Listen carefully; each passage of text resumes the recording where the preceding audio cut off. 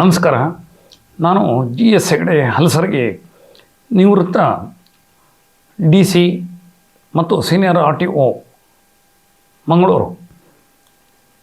ನಾನು ರಸ್ತೆ ಸುರಕ್ಷತೆ ವಿಷಯದಲ್ಲಿ ನನಗೆ ಗೊತ್ತಿರುವಂಥ ಹಲವು ಮಾಹಿತಿಗಳನ್ನು ತಮ್ಮ ಮುಂದೆ ಪ್ರಸ್ತುತಪಡಿಸಿದ್ದೇನೆ.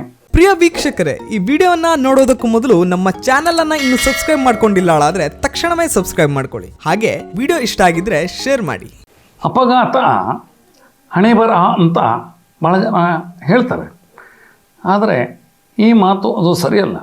ಅಪಘಾತ ನಾವು ಮಾಡುವ ತಪ್ಪಿನಿಂದ ಸಿಗುವಂಥ ನಮಗೆ ಶಿಕ್ಷೆ, ನಾವು ತಪ್ಪು ಮಾಡಿದ್ದಕ್ಕೆ ಸಿಗುವಂಥ ಶಿಕ್ಷೆ. ಹಾಗಾಗಿ ನಾವು ಸಂಚಾರ ನಿಯಮಗಳನ್ನು ಪಾಲಿಸಿಕೊಂಡು ಹೋದರೆ ನಮ್ಮ ಹಣೆ ಬರವೇ ಬದಲಾಗ್ತದೆ, ನಾವು ಸುರಕ್ಷಿತವಾಗಿ ತಲುಪ್ತೇವೆ.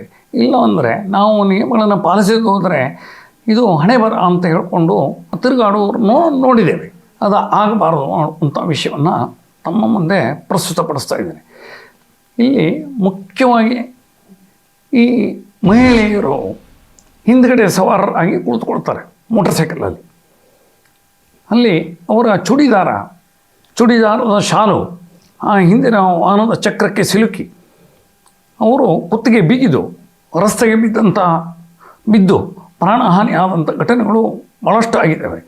ಹಾಗೆ ಈ ಮಹಿಳೆಯರು ಸೀರೆಯನ್ನು ಉಟ್ಟುಕೊಂಡು ಅವರು ಎರಡೂ ಕಾಲನ್ನು ಒಂದೇ ಸೈಡ್ ಹಾಕ್ತಾರೆ. ಇಲ್ಲಿ ವಾಹನ ಮೋಟರ್ ಸೈಕಲ್ ಅಪಘಾತ ಆದರೆ ಖಂಡಿತವಾಗಿ ಹೆಚ್ಚಿನ ಸಂಖ್ಯೆಯಲ್ಲಿ ಸಾಯ್ತಾ ಇರುವವರು ಹಿಂದಿನ ಸವಾರರೇ. ಈಗ ಮುಂದಿನ ಸವಾರರು ಎರಡೂ ಕಾಲನ್ನು ಕೊಡುವಂಥ ಅವಕಾಶಗಳಿರ್ತವೆ. ಹಾಗಾಗಿ ಮಹಿಳೆಯರು ಎರಡೂ ಕಾಲನ್ನು ಎರಡೂ ಬದಿಗೆ ಹಾಕಿ ಕುಳಿತರೆ ಹೆಚ್ಚು ಸುರಕ್ಷತೆ ಸಿಗುತ್ತದೆ.